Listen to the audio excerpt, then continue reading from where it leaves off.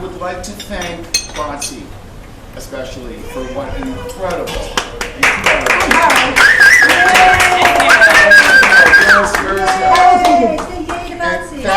Thank you, Harold. This is really a wonderful, this is very emotional for me. You know, I feel like every single woman in my family went to Farmington since 1876 but me. And I finally get to give the valedictorian speech that I was always meant to give. But in 1875, you know, this wonderful, our first ancestor that we know of, I know of, graduated from Farmington, and then a long line of really powerful women that were inventive and resourceful, and it showed incredible leadership qualities. All came from Buxton. I came from Buxton, that's my school, came from Farmington. And I think it's a really quite a, and here we are today with, you know, a wonderful Farmington. I wish Margie was here. And, but the original woman of class of 1875, Emily Allen Chandler. I have this great picture of her as a tomb raider in Algeria with great-grandfather Hubble, and they're taking the scarabs and mummies out of this tomb in Algeria to take back to Williams College to start the Museum of Antiquities at Williams, which unfortunately burned down in 1937.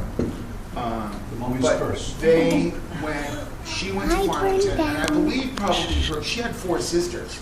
And I bet they went to Farmington. I mean, why would only 1 out of 5 go? Well, they have no records for it. But they don't have the records that take back.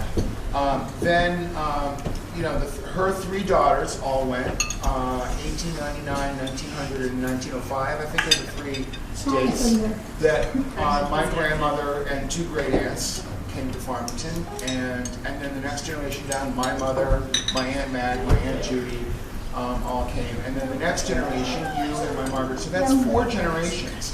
And it stops in 1967 with my generation. Now, I know that there is something called a Sarah Porter Award here. And Sarah Porter Awards are given to anybody that has a long legacy here at Farmington.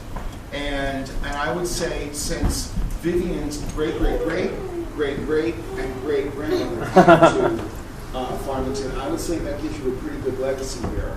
And I would only stress that I think anybody in that position who has a young girl who would like to give them the opportunity for leadership skills and that kind of resourcefulness that I think Farmington girls have should look into what a Sarah Porter Award is. And it's a scholarship. Yeah, it's a scholarship given to women, the descendants of ancients. And as we say, an ancient here at Farmington is really an alumni. I use the word ancient. But resourcefulness and quick thinking on their feet. I want to close with a great story I know of 2 Farmington girls were standing at the end of a great big church in Boston in 1946. And back then, elastic had been taken to World War II. And so the great women's lingerie did not have elastic in it. It had this fastened with bone buttons and wood buttons and things. And a lot of brides lose weight before they get married. And this bride happened to lose a little weight, and she was standing at the back of the church and felt her underwear start to slide down in her wedding dress in 1946. And she suddenly thought, I'm going to walk down the aisle and trip over my underpants, and go crashing down, in the church, or worse yet, leave my trail and leave my underpants in the middle of the church as I walk down. So, quick thinking, resourcefulness, ingenuity. This wonderful Farmington graduate shimmied over her knees and was able to get her underpants down to her ankles and very daintily lifted up with her heel and grabbed her underpants with hundreds of people in the church waiting for her to walk down, handed it to her sister, yet another Farmington graduate, who tucked it into her bosom.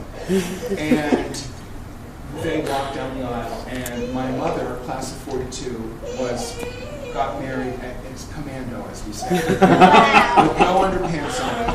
And Aunt Mag had an ample bosom that day because of an extra little thing that went in there right before she walked down the aisle.